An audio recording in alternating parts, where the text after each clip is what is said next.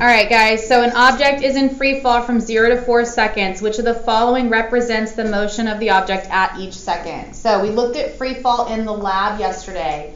Whether or not you knew it at the time, that is what we were starting to look at, were objects falling. And when you release those objects, they were at rest in your hand. They weren't moving. And as they fell, they sped up as they moved toward the ground, so they accelerated. So that's what you're looking for, is a dot diagram that shows acceleration of an object as it falls. And so if you look up here, I know it can't be A, because A shows a motion map similar to what they looked like in our last unit, where everything is moving at a constant speed, and each second that passes you have the same displacement. So it's not that one.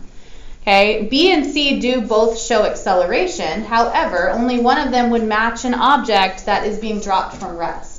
Because if I drop it from rest, okay, then it's going to be, or even not drop from rest, if it's already moving, whatever, it's going to be starting out slower and getting faster and faster as it falls, which means it's going to go farther and farther distances as it falls.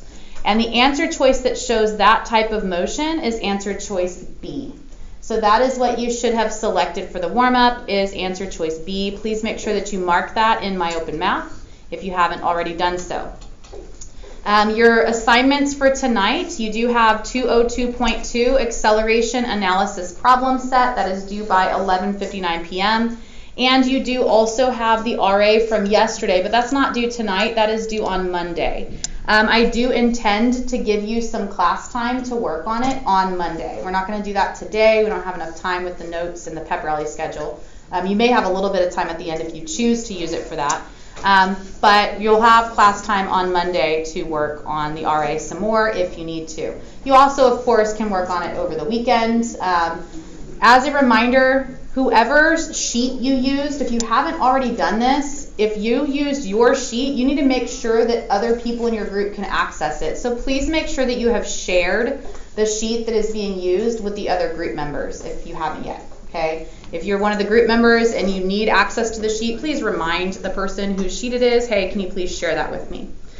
Okay, but again, that is for later. So right now we're going to get into some notes on free fall. So here is kind of a brief history of our understanding of falling objects and the way things move as they fall. So about 350 BC, we have Aristotle stating that heavier objects fall faster than lighter ones. And perhaps he observed this, dropping things like a feather versus a ball.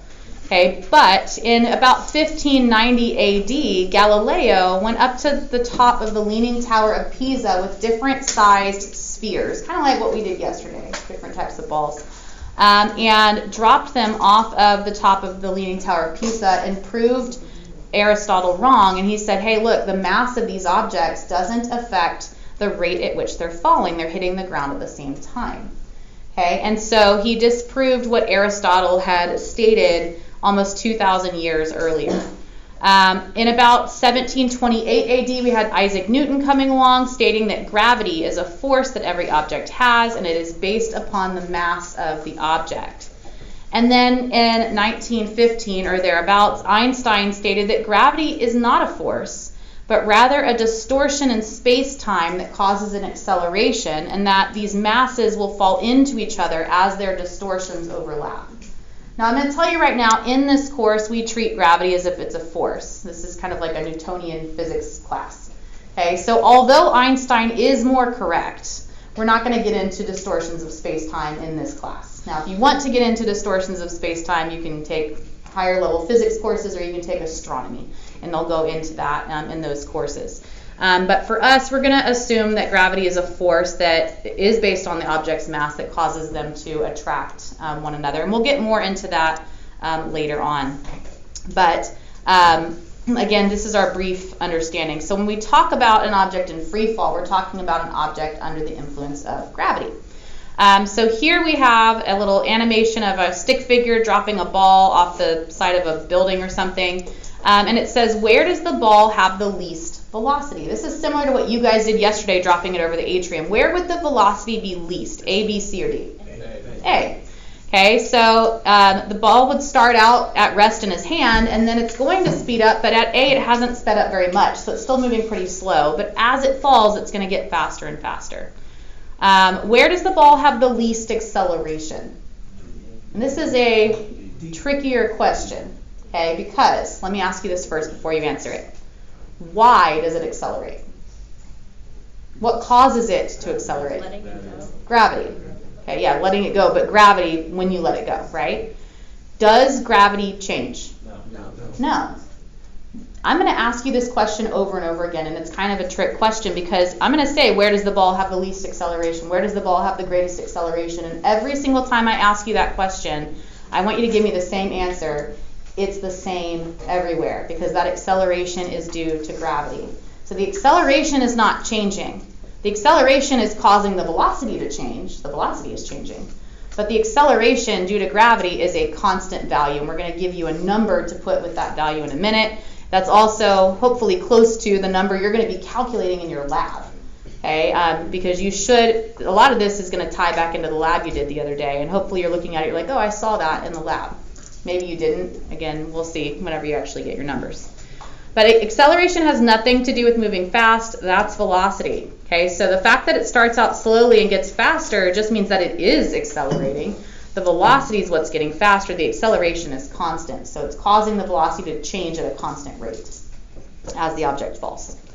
Okay, acceleration is change in velocity per unit of time, or the rate of change in velocity. This ball is accelerating because its velocity is changing, and we already answered that next question. What causes this? Gravity does. Okay, when we're dealing with falling objects, that acceleration is due to gravity. That last question, though, how would its motion differ if he threw it upward instead of just dropping it? What happens if you throw a ball up in the air? It comes back down, right? You throw the ball up in the air, it's going to slow down. At some point, it's going to stop just for a moment. It's not like a cartoon, okay? And then it's going to fall back down, and as it falls back down, it's going to speed up. Okay, but the whole time you have this acceleration downward that causes it to slow down and stop, and that causes it to then speed up as it falls back down again. All right, so here is a definition of free fall that you might want to add into your notes. Free fall describes the motion of an object that is falling while experiencing only the force of gravity.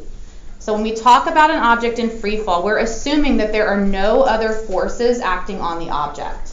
Meaning that we're going to pretend that there's no air, okay? Because that's really, on Earth, whenever we drop something, that's really the only other force that gets in the way is air resistance, okay? And so that's why I didn't give anybody a ping pong ball yesterday, because that would have definitely given you different data. Hopefully the ones we used had enough mass to not be affected too much by air resistance, because we can't, unfortunately, or maybe fortunately, we can't get rid of all the air in the building, okay? So again, when we talk about free fall, we're talking about objects that are only experiencing gravity. And the other force that we see in the real world would be air resistance. But for the purposes of our calculations and our discussions, we're going to assume that there is no air. And so when we do those calculations, sometimes it'll even say neglect air resistance, or air resistance is negligible. Okay, or ignore air resistance. It'll have that phrase in there. But if it says it's in free fall, it's implicit. It is implied that you are ignoring air resistance, because for something to be in free fall, the only force acting on it is gravity. And on Earth, that acceleration due to gravity is 9.8 meters per second every second. That's the value that we use. Hopefully, in your lab, when you do your calculations, you get something near that. You may or may not have done your calculations yet. Maybe you have 9.7, maybe you have 10, okay? Maybe you have something a little farther off. Hopefully it's not too far off, but you're going to be calculating it based on your data, and that's the value, the average value anyway on Earth. Now it does differ in different locations. Our gravitational field strength isn't necessarily perfectly constant, but we assume it to be so that we can do these calculations, and that is the value that we use on Earth. It is 9.8 meters per second every second. Okay, so here is a graph showing an object in free fall. You might want to sketch it out. But this graph shows, or has a change in slope. It's not a straight line. Okay, it shows a non-uniform change in position. What's happening here? Well, this object is starting out at a relatively slow speed. And I know that because my initial slope is pretty shallow. It's pretty horizontal. Okay, and as it moves through here, my slope gets pretty steep. And again, as a reminder, a steep slope means it's getting faster. So it starts out slow and gets faster and faster as it's falling. And I know that it's falling downward because my slope is overall negative. I don't have much of a slope here, and the value of the slope changes. It gets more and more negative.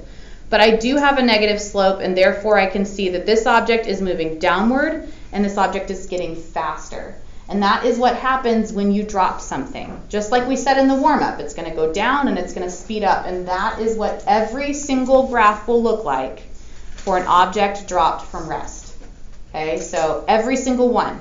If I ask you, hey, which of these XT graphs shows the motion of an object in free fall that's dropped from rest? You're going to pick this. Now, if I say an object thrown upward, that's different. Okay, although the second half of it will still look like this. But this is an object moving down the whole time and speeding up. Okay, so here's your XT graph for free fall objects dropped from rest. Okay, so what would the velocity time graph look like? Okay, because again, if we're dealing with free fall, we need to be able to graph this too. As a reminder, on a VT graph, the positive region of the graph, meaning above the x-axis, is going to represent the positive direction of motion, which in this case, we're dealing with vertical motion, so that's going to be upward. The negative region of my graph will represent the downward motion, or backward, as we said before, but in this case, downward. Okay, and so if I want to show something speeding up on my VT graph while it's moving down or backward, I'm going to start with my downward motion. It has to be down here. Okay, that means I'm moving in the negative direction. And if I want it to speed up, then I need it to get farther from 0, because 0 would mean it's not moving. So this is what my graph would look like for a VT graph for an object dropped from rest. Guys, how do I know this object was dropped from rest? How do I know it wasn't thrown? Because it starts at 0. Okay, look at where the line starts. My y-intercept is 0. That means my initial velocity was 0. If this object were thrown, then my initial velocity would not be 0. And you can represent that as well, throwing something down or throwing something upward. We can graph that also, but it wouldn't start here. Okay, so this is showing an object dropped from rest. This is the corresponding VT graph that shows the same motion as this XT graph. And again, this is what every single VT graph and XT graph looks like for an object dropped from rest in free fall. All right, so if these graphs represent the motion of an object in free fall, what is the slope of the VT graph? What did we say slope of a VT graph represented? Acceleration. Okay, so, and we know that we have acceleration due to gravity. I gave you a number like 2 or 3 slides ago. Do y'all remember what the number was? 9.8. So the slope of this graph will be specifically negative 9.8 because it's a downward acceleration. But the slope of your VT graph will be acceleration. And in the case of an object falling, that acceleration is always the same number, negative 9.8 meters per second every second. So the slope of your VT graph represents acceleration of an object. For anything in free fall, gravity causes that velocity to change by negative 9.8 meters per second every second. That is the slope of this line. Sometimes we round it to negative 10 because it's easier to show on a graph. So if you see a slope of negative 10, that's still going to be a representation of gravity. We'll do that sometimes. Yes, sir? Does that mean the slope is always the same? Yes. The slope for an object in free fall will always be that value. It will always be the same. Okay, if it's in free fall on Earth. Now, if we put it on a different planet, then you'd have a different slope because it would be based on that planet's gravitational field strength. Yes, ma'am? So on our project, all our accelerations will be 9.8. On your project, you're going to calculate your accelerations. Please don't use 9.8. It needs to be based on your data. Hopefully, it's close to 9.8. The video that I showed you guys in my example, whenever I had Mr. Smith drop the ball, and he and I calculated it, I got 9.79. I was really close. Okay, but yours may or may not be that close because as you noticed, it's kind of hard to see whenever it gets really fast. So it's going to be a little off, and that's okay. You're going to use the values from your data for the RA, but hopefully it's close to 9.8. If it's like way far off of you, like 36, something went wrong. Okay, check your time again. But otherwise, yes, you're going to get something close to that. All right, so we have the xt graph, we have the vt graph. Let's talk about what our at graph looks like. You guys told me earlier when I said, where's the acceleration greatest? And I said, it's due to gravity. Does it change? You said no, and that's true. The acceleration will be a constant value, and it will always be negative 9.8. The slope of this graph is going to tell me that, but I'm going to have a line down here, and the y-intercept of this line will be negative 9.8. Or again, as I said, sometimes we graph it as negative 10 because it's just easier to read. Okay, so you'll see negative 10 used as an estimation in some of the problems and some of the graphs, and that's okay if you see that. But for our calculations, I do want you to use 9.8. But if you see negative 10, don't worry, don't stress too much about it. That's still trying to show acceleration due to gravity. All right, so there's every single object in free fall that is dropped from rest. That's what the graphs look like. If you want to label this as negative 9.8, you can. All right, so as a reminder, on an xt graph, your slope tells you velocity. Well, this xt graph has a curve. My slope is changing. I start out with a slope of roughly 0, and then it gets, a little bit steeper, and so my velocities are getting bigger and bigger, and that's exactly what this graph shows. It starts at 0, and my velocities get bigger and bigger.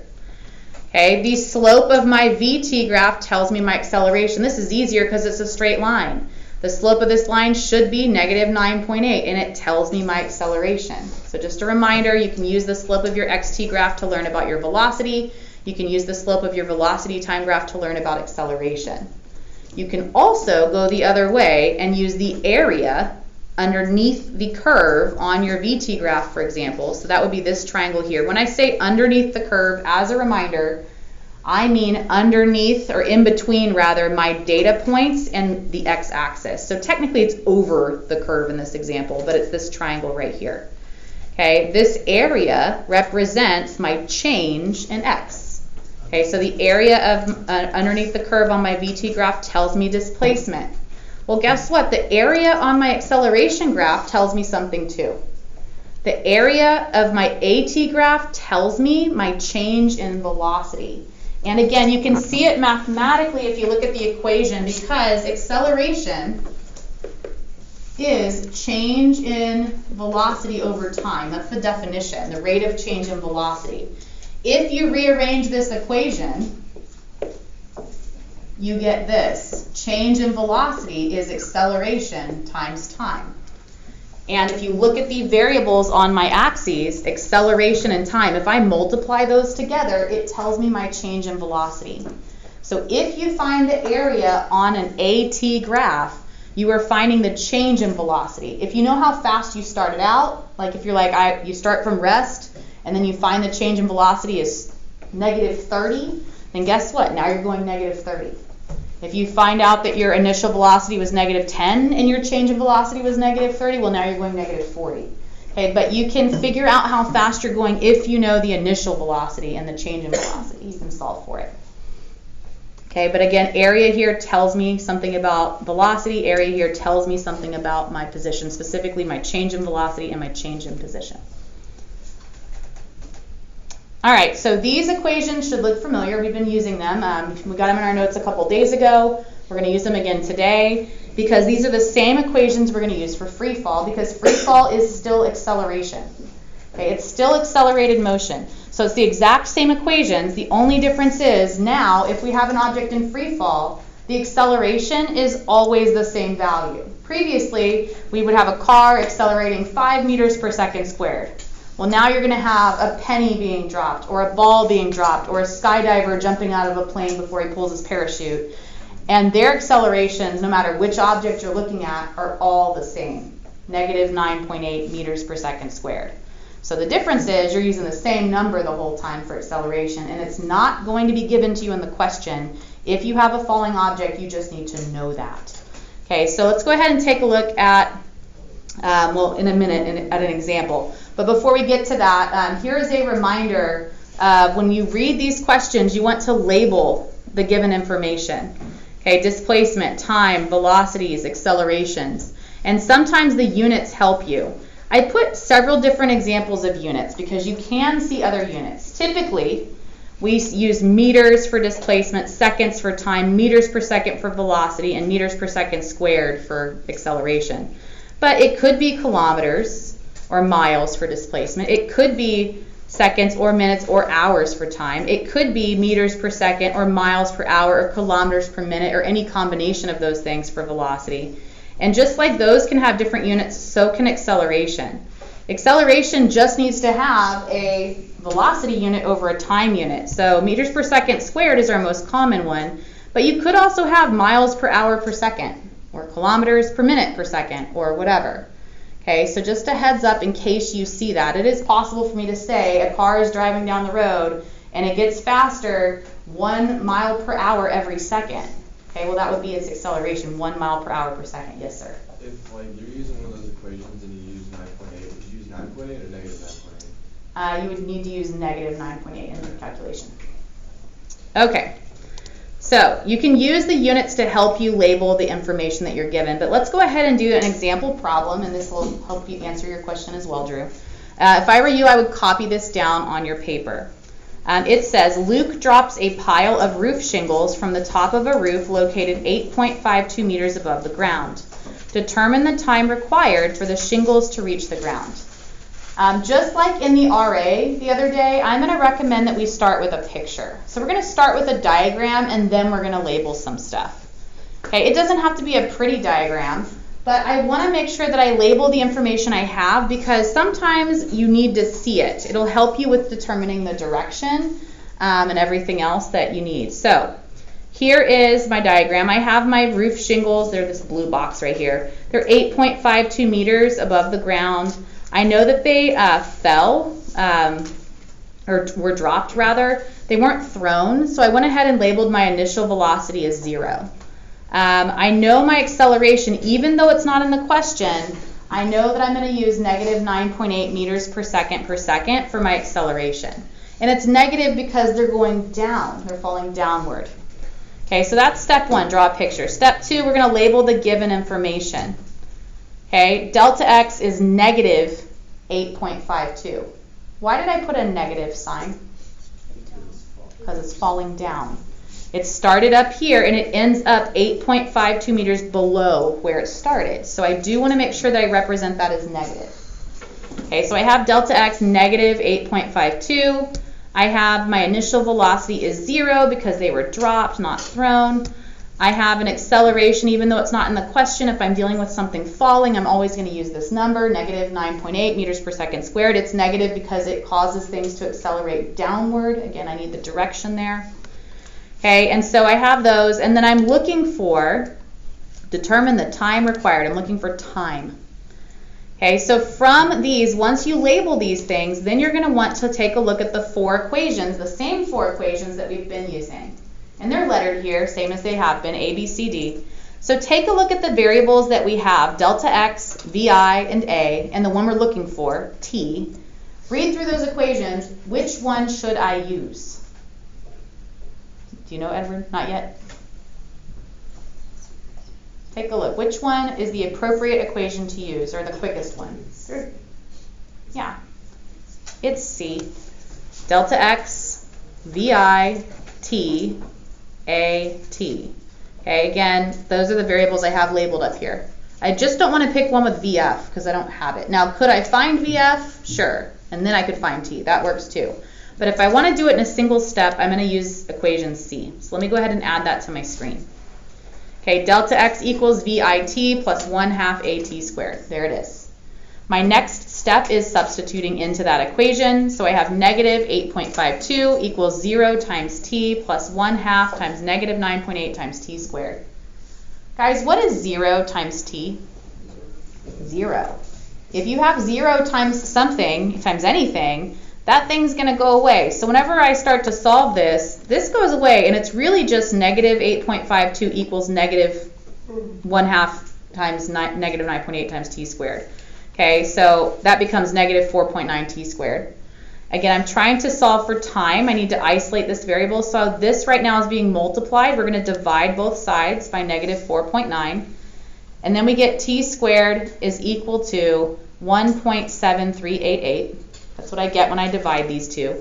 By the way, if you forget the negative sign somewhere, you might end up with a negative number for your time here. Okay, and then you'll be in trouble, and you'll know you made a mistake because you can't take the square root of it. Okay, so if you end up with a situation like that where you're trying to take the square root of a negative, or if you end up in a situation where your answer is negative and it shouldn't be, you probably forgot a negative sign somewhere in your work. So be very careful about that. Yes? Would you square root it to get it by itself? I do need to square root it, yes. We're not done yet. Okay, so the square root, because I don't want t squared, I want t. Square root of 1.7388 is 1.32 seconds.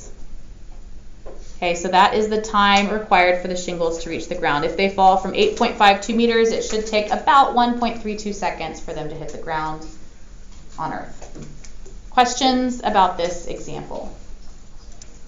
So it works just like the ones from yesterday, or 2 days ago, and just like the ones in your assignment that you're going to be doing today. So here's 2 more examples, and I already have the answers on the screen.